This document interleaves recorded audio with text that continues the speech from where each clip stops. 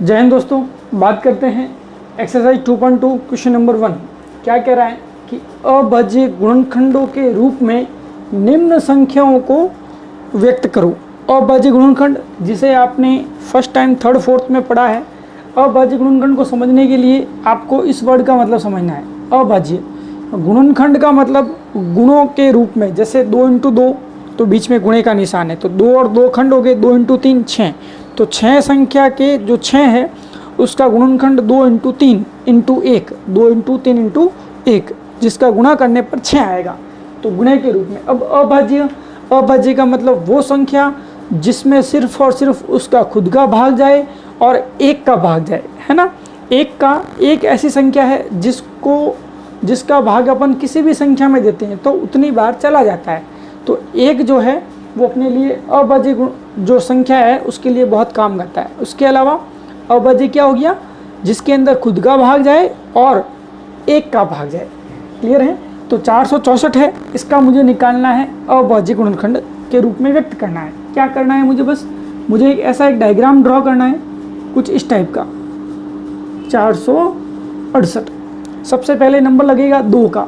अच्छा, अभाज्य संख्याएं होती कौन कौन सी है मेरे हिसाब से आपने देख रखी है। अभाज्य संख्याएं 2 है, 3 है, 5 है, 7 है, 9 है। क्या 9 नहीं है। फिर वापस 11 है, 13 है, 17 है, 23 है, इस टाइप से आगे 19 भी है, इस टाइप से आगे चलता रहता है। 19 आता है पहले, उसके बाद 23, राइट।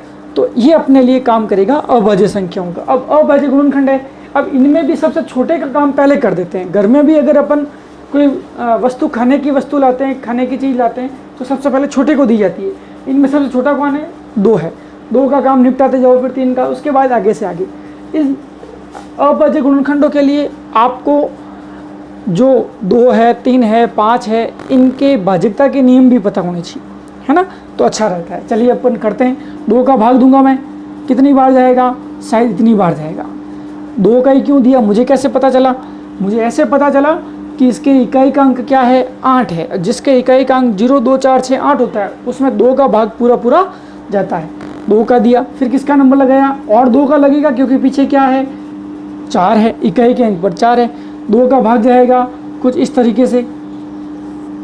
अब आ गया 117, किसका नंबर, 2 का नंबर लगेगा नहीं, इकाई का अंक कितना है, 7। अब किसका नंबर लगेगा, 3 का। 3 के भाज्यता का नियम क्या है, किसी भी संख्या के अंकों का योग, 7 + 1 + 1, अंकों का योग करने पर वो क्या है, 3 के पहाड़े में आए। 7 + 1 8 और 1 9, 9 3 के पहाड़े में आता है। आप कहेंगे सर आता है, तो 117 भी 3 के पहाड़े में आएगा। 3 का भाग देंगे आप, है ना, इस तरीके से, इस तरीके से, तो 39 बार जाएगा, है ना, फिक्स। 3 बार 9, फिर उसके बाद 3 × 27, सीधा दे दिया। आप भी दे सकते हैं आराम से, कोई दिक्कत नहीं है, मैंने टाइम बचाने के लिए सीधा दिया। फिर उसके बाद और चेक करते हैं क्या इसमें जाता है कि नहीं जाता है। 9 और 3 कितने होते हैं, 12। 12 में 3 का भाग जाता है। आप कहेंगे सर जाता है, तो इसमें भी जाएगा। कितनी बार जाएगा, 13 बार। अब 13 ऐसी संख्या है जिसमें ना तो 5 का, ना 7 का, ना 11 का, सिर्फ और सिर्फ इसका 13 का जाता है। 13 क्या काम कर रही है, अभाज्य संख्या का। कितनी बार, 1 बार। अब ये अपने लिए उत्तर नहीं है, ध्यान रखना इस बात का। एलसीएम से भी पूछते हैं, लसपा मसपा निकालना, तो ये आंसर नहीं है बेटा। ये तो उस जगह तक पहुंचने का जरिया है। कहाँ तक, अभाज्य गुणनखंड के लिए। तो अभाज्य गुणनखंड जो 468 के होंगे, वो इन सबको गुणे के रूप में लिखना है। 2 × 2 × 3 × 3 × 13, इन सबको गुणे के रूप में लिखना ही गुणनखंड कहलाता है। पहले ही कहा था, जैसे 6 को लिखा था मैंने 3 × 2 × 1, 468 को इस तरह गुणे के रूप। अब देखो ये सारी संख्याएं कैसी है, 2 भी एक अभाज्य है, 2 भी एक अभाज्य है, 3 भी अभाज्य, 13 भी अभाज्य। तो अभाज्य संख्याओं के गुणे के रूप में इस संख्या को लिखा गया, इसलिए इसको कहा गया अभाज्य गुणनखंड। क्लियर।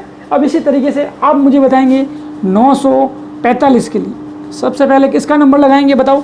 आप कहेंगे सर हम 2 का नंबर लगाएंगे 2 का नंबर, बिल्कुल 2 का भाग देंगे इसमें। क्या 2 का भाग जा रहा है, इकाई का अंक 5 है, तो 2 का भाग नहीं जाएगा। किसका नंबर, 3। किसी भी संख्या के अंकों का योग करने पर 4 और 5 9, 9 और 9 18, अंकों का योग कितना आ रहा है, 18 आ रहा है। इन सब का योग करने पर।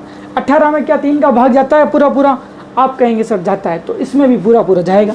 3 का भाग देंगे आप, 3 तिया 9, 3 एकम 3, तीनों पंजे 15, 315 बार गया इसके अंदर। फिर इसके बाद वापस करो अंकों का योग, कितना 9, 5 और 1 6, 6 और 3 9, तो 3 का भाग जाएगा, एकम 3 और 105 बार। क्लियर? ये भाग करना सिखाता हूँ, देखो आपको।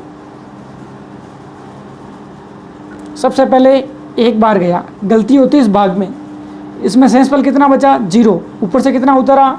1। अब ऊपर से 1 उतारने पर वो 3 से छोटा आ रहा है, भाजक से छोटी संख्या आ रही, तो और ऊपर से उतारना पड़ेगा। जब भी ऊपर से 1 अंक के अलावा और अंक उतारा जाता है, उसके लिए यहाँ पर अपने को रिश्वत देनी पड़ती है, यहाँ पर 0 के रूप में, है ना, तो अंक उतार सकते हैं, अदरवाइज नहीं। तो अब पहले 0, उसके बाद, यानी पहले मैंने क्या उतारा?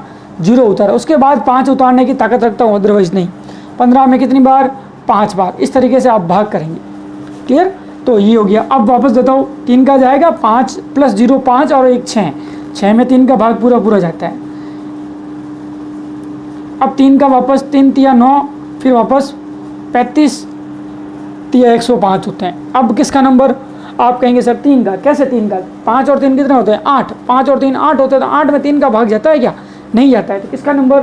3 के बाद 5 का नंबर, इस 5 को लगाना है। 5 का भाग तो जाता है, 5 की भाजकता का नियम, जिसके इकाई का अंक 0 और 5 होता है ना, 0 और 5, और 5 है, कितनी बार जाएगा? 7 बार जाएगा। अब किसका नंबर? सर आप कहेंगे सर 7 का नंबर। अब बताओ आगे वाला स्टेप क्या है?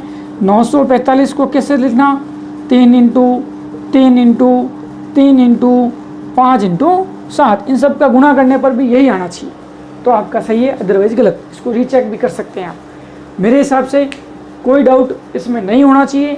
ओवरऑल इस सीक्वेंस को ध्यान में रखना है। आप पहले 5 का देखिए, पहले 3 का देखिए, 2 का बाद में देखिए, ऐसा भी वैसे एग्जामिनर गलत नहीं करता है, बट अगर सीक्वेंस से चलते हैं तो अपने गलती होने के चांस बिल्कुल 0 हो जाते हैं। इसके आगे वाले जो छोटे छोटे सवाल हैं वो आप अपने लेवल पर करें। कोई डाउट हो तो आप मुझे पूछ सकते हैं।